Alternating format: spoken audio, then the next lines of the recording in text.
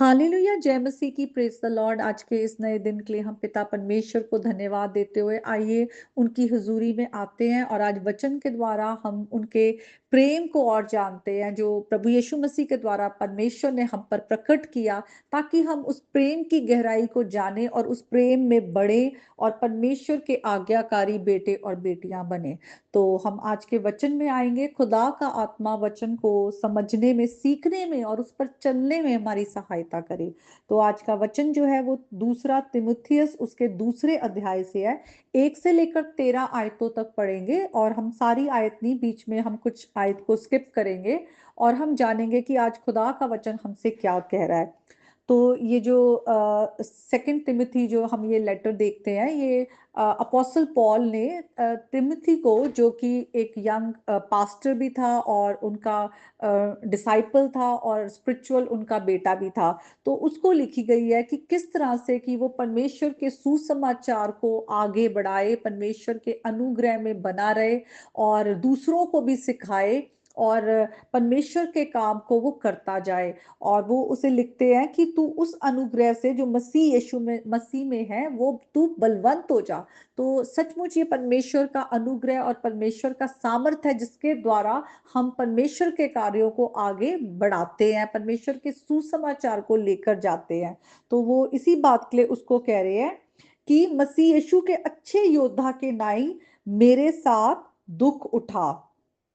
और आगे हम अगर 8th वर्स में आए, वो कहते हैं यीशु मसीह को स्मरण रख जो दाऊद के वंश से हुआ और मरे हुओं में से जी उठा, और ये मेरे सुसमाचार के अनुसार है जिसके लिए मैं कुरकन्नी की नाई दुख उठाता हूँ, यहाँ की कैद में भी हूँ, परंतु परमेश्वर का वचन कैद नहीं।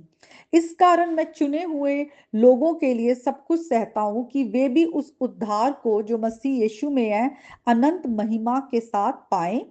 ये बात सच है कि यदि हम उसके साथ मर गए हैं तो हम उसके साथ जिएंगे भी।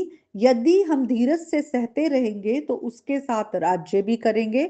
यदि हम उसका इनकार करेंगे तो वे भी हमारा इनकार करेगा। यदि हम अविश्वासी भी हो तो भी वे विश्वास योग्य बना रहता है, क्योंकि वे आप अपना इनकार नहीं कर सकता। आमीन। तो हम इन वचनों को देखते हैं और हम देखते हैं किस तरह से यीशु मसीह के जी उठने और उनके उठाए जाने के बाद से, बाद में जब उनके चेलों ने किस तरह से प्रभु के सुसमाचार को, जो उन्हें प्रभु यीशु मसीह ने आज्ञा दी थी कि तुम पूरे संसार में जाओ और सुसमाचार का प्रचार करो, चेले बनाओ और उनको सारी बातें जो मैंने तुम्हें सिखाई है वो सिखाओ, मैं संसार के अंत तक तुम्हारे साथ हूँ। तो प्रभु यीशु मसीह के जो चेले थे उन्होंने आगे सुसमाचार का प्रचार करना शुरू किया। यीशु मसीह की मृत्यु और उनके जी उठने का जो सुसमाचार है वो जब प्रचार करना शुरू किया, तो हम देखते हैं फर्स्ट और सेकंड सेंचुरी जो क्रिश्चियंस थे उन्होंने बहुत कुछ सहा, उन पर बहुत सारी यातनाएं आई। और हम जो लेटर्स भी देखते हैं, पॉल की लेटर्स देखते हैं, पीटर की लेटर देखते हैं, उसमें हम देखते हैं कि किस तरह से दुख उठाने की बात की गई है और कहा गया है कि जिस तरह से यीशु मसीह ने हमारे लिए दुख उठाया, तो हम भी अपनी पहचान जो है, आइडेंटिटी यीशु मसीह के साथ पाते हैं जब हम यीशु मसीह के साथ दुख उठाते हैं। तो इसीलिए हम अगर रोमियो की भी पत्री में देखें तो वहां पर लिखा हुआ है कि हम यीशु मसीह के सहवारिस हैं, और आज हम अगर दुख भी उठाते हैं तो हम यीशु मसीह के साथ महिमा में भी प्रकट होंगे। और वही बातों को हम यहाँ पर देखते हैं कि पौलुस जो है वो तिमोथी को भी यही लिखते हैं कि तू इस बात को भूल मत, क्योंकि यीशु मसीह जो है वो मरकर जी उठे हैं। और वो अपनी एग्जाम्पल देते हैं कि किस तरह से मैं भी इसीलिए दुख उठाता हूं कि जो प्रभु यीशु मसीह पर विश्वास करते हैं और उद्धार पाए हुए हैं वो भी उस महिमा में यीशु मसीह के साथ आए। और हम देखते हैं कि वो ये बात को कहते हैं आगे कि ये बात सच है। और वो क्या बात है जो सच है? वो ये बात सच है कि यीशु मसीह इस संसार में हमें हमारे पापों से बचाने के लिए आए। तो आज ये बात बहुत जरूरी है, हम इन बातों को हल्का ना ले। जिन बातों के लिए हम देखते हैं जो पहले के जो मसीही थे, जो यीशु मसीह के चेले थे, या बाद में भी हम देखते हैं आने वाली सेंचुरीज में, और आज भी हम देखते हैं कि बहुत से हमारे मसीही भाई बहन हैं जो मसीह के लिए कितना दुख उठा रहे हैं। उन्हें कैद किया जाता है, उनका विरोध किया जाता है, और उनको यातनाएं दी दी जाती है। उनसे कितनी सारी उनकी जो राइट्स हैं वो छीन लिए जाते हैं, और उनके साथ बहुत बुरा व्यवहार किया जाता है। आज भी बहुत से देशों में, हमारे अपने इंडिया में भी हम देखते हैं, जहां पर प्रभु के नाम से हमारे भाई बहन बहुत सताए जा रहे हैं।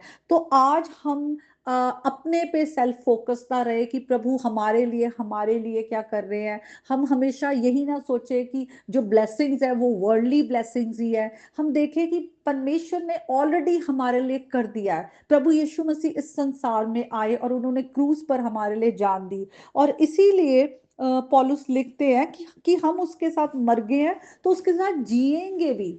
हम यीशु मसीह के साथ अपने आप को आइडेंटिफाई करते हैं कि क्रूस पर यीशु मसीह ने हमारे लिए अपनी जान दी, हमारे पापों से हमें छुड़ाने के लिए। हम विश्वास करते हैं, और उस विश्वास के द्वारा हम परमेश्वर के जो है हम करीब आते हैं, यीशु मसीह के नाम पर विश्वास के द्वारा कि वो हमारे पापों के लिए मारे गए, हम अपने गुनाहों से माफी पाते हैं। तो हमारा पिता के साथ मेल मिलाप होता है, और हमें पिता की ओर से प्रॉमिस है कि जो प्रभु यीशु मसीह में विश्वास करेंगे वो अनंत जीवन पाएंगे। और आगे वो कहते हैं, यदि हम धीरज से सहते रहेंगे तो राज्य भी करेंगे। इस संसार में जो है हमें कई तरह के उतार चढ़ाव से निकलना पड़ता है, क्योंकि यीशु मसीह ने कहा जो कोई मेरे पीछे आना चाहे वो अपना क्रूस उठा के मेरे पीछे आए।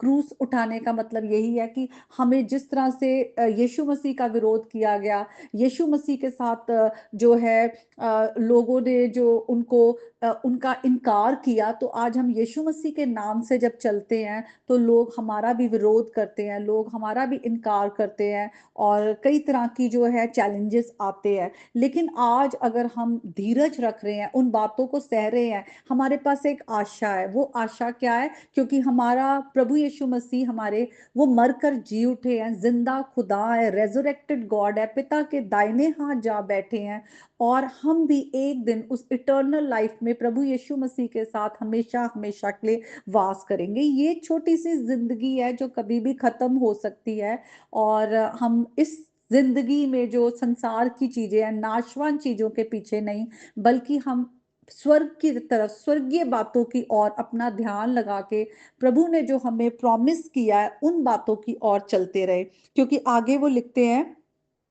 यदि हम अविश्वासी भी हो तो भी वे विश्वास योग्य रहता है। और उससे पहले लिखा हुआ है, यदि हम उनका इनकार करें तो वे हमारा भी इनकार कर देंगे। तो यीशु मसीह ने साफ साफ कहा कि जो मेरा इनकार करता है उसको पिता के सामने मैं भी उसका इनकार कर दूंगा। और हम देखते हैं कि पिता ने हमें पुत्र के द्वारा ही रिसीव किया है। तो अगर हम पुत्र का इनकार कर देते हैं तो हम परमेश्वर को भी एक तरह से रिजेक्ट कर देते हैं। परमेश्वर का जो हमको ये फ्री गिफ्ट है, साल्वेशन, उद्धार, परमेश्वर की ओर से हमारे पे अनुग्रह, हम उसको रिजेक्ट कर देते हैं। तो परमेश्वर अपने वादों के फेथफुल है, वफादार है, विश्वास योग्य है। परमेश्वर ने हमसे प्रेम किया, अपना पुत्र दिया, और इस प्रॉमिस के साथ कि जो कोई उन पर विश्वास लाए वो नाश नहीं होगा, वो अनंत जीवन पाएगा। वो अनंत जीवन की आशा में हमें विश्वासियों को रहना है,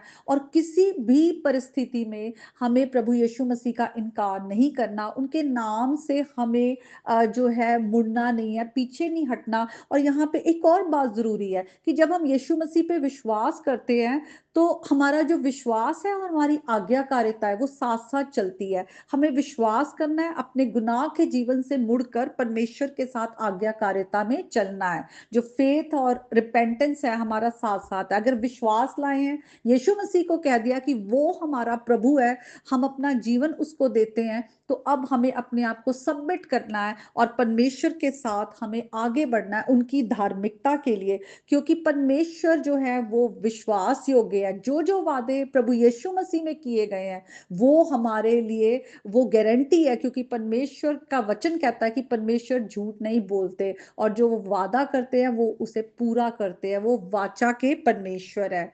तो आज हम अगर प्रभु से दूर हैं, तो हम अपने आपको परमेश्वर के हाथों में दें, अपने गुनाहों का अंगीकार करके प्रभु के साथ चलें, और अगर आज प्रभु के साथ चल रहे हैं, तो हम और ज़्यादा प्रभु के साथ विश्वास योग्यता में बढ़ते जाएं। तो आज इस वचन के द्वारा प्रभु आपको आशीष दे। आमीन।